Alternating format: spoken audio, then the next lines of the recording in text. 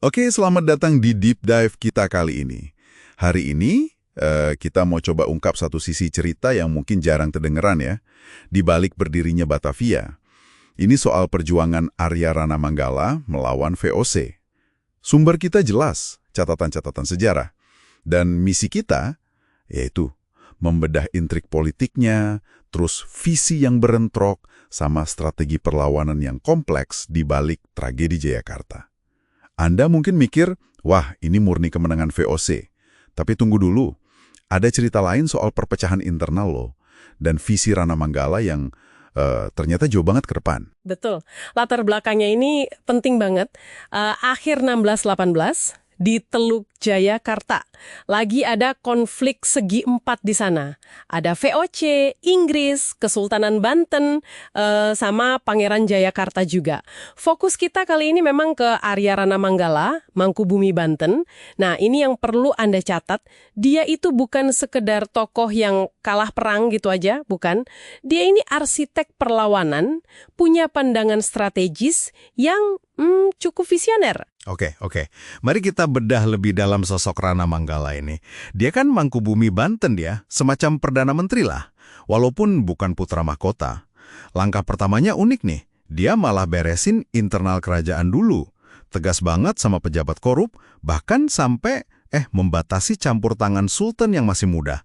Tapi sumber kita ngasih petunjuk nggak sih seberapa efektif gitu pembenahan internalnya ini sebelum akhirnya fokus ke VOC? Nah, sumber memang lebih banyak cerita soal kebijakannya ke VOC. Dan ini menarik banget.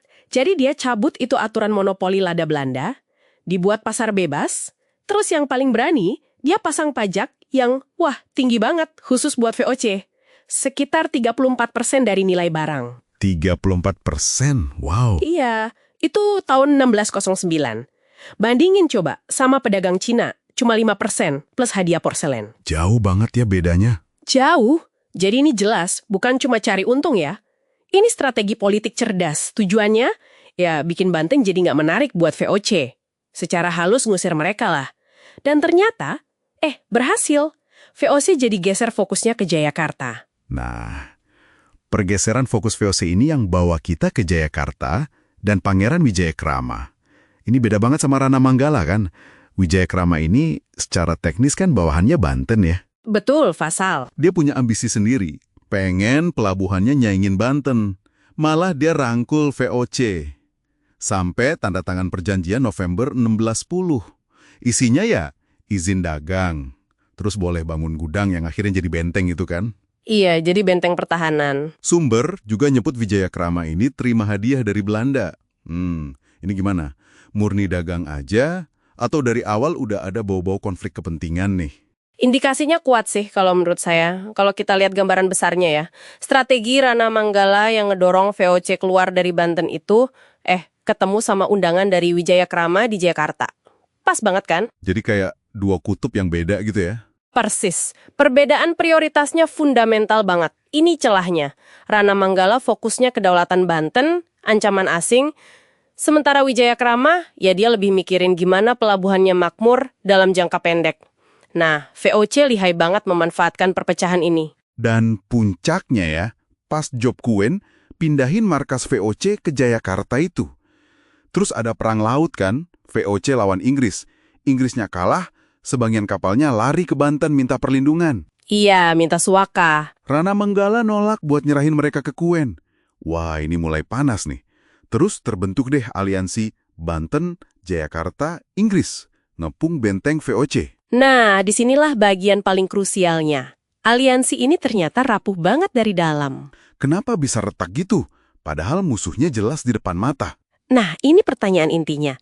Kenapa pengepungannya gagal total? Ya karena perpecahan internal itu. Akut banget. Tujuannya aja udah beda-beda. Inggris maunya rebut bentengnya. Banten sama Jayakarta maunya hancurin aja sekalian. Wijayakrama gimana posisinya? Wijayakrama ini plin-plan, masih setengah hati gitu. Dia masih ngerasa butuh pedagang Belanda juga kan? Oh, jadi dia main dua kaki gitu ya? Bisa dibilang gitu. Lebih dalam lagi, ada konflik antara Wijayakrama sendiri yang pengen Jayakarta mandiri, terus lihat Inggris sebagai sekutu potensial. Nah, ini bentrok sama Rana Manggala yang nganggep Jayakarta ya tetap bawahan Banten. Dan Rana Manggala ini lihat Inggris sama bahayanya kayak Belanda. Wah, rumit ya. Rumit. Ironisnya, musuh terbesar mereka itu bukan VOC yang lagi dikepung di benteng, tapi ya ketidakpercayaan di antara mereka sendiri itu. Oke.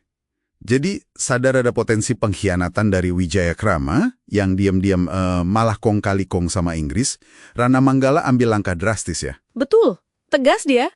Ditegaskan lagi, Jayakarta itu wilayah Banten. Terus Wijayakrama dipecat, ditawan, Inggrisnya diusir. Yap. Tiba-tiba, Belanda di benteng itu jadi terkepung sendirian sama pasukan Banten. Wah, sekilas kayak langkah yang jitu banget ya. Menghilangkan semua pengganggu internal. Secara politik mungkin iya kelihatannya jitu. Tapi secara militer ini malah ngasih Belanda waktu. Oh gitu? Kok bisa? Karena pasukan Banten sendirian ternyata nggak cukup kuat buat nyerbu benteng itu. Pengepungannya jadi berlarut-larut. Nggak ada dobrakannya ya? Nggak ada.